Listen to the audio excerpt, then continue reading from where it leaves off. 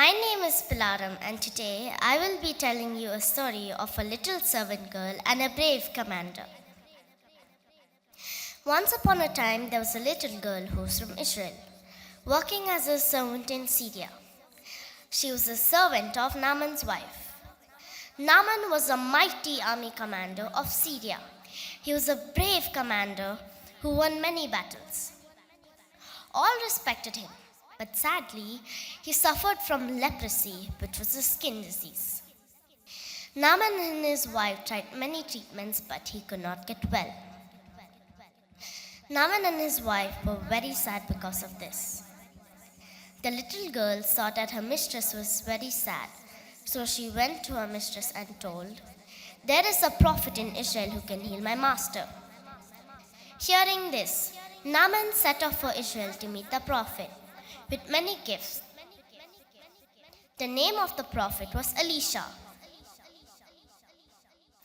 Naaman came with his horses and chariots and stood at the door of Elisha's house. Elisha sent a messenger telling him to go and wash 7 times in the Jordan River. At first, Naaman was angry at Elisha because he did not come out and welcome him.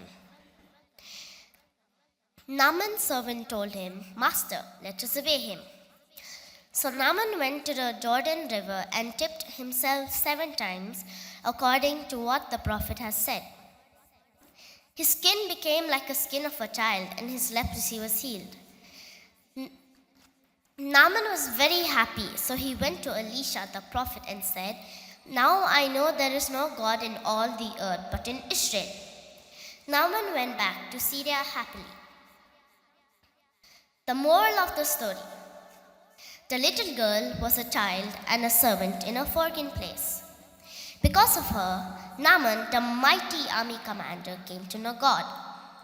Likewise, though we are young, we can always tell others about Jesus, to others like the little girl, because we are the prophetic generation. Thank you.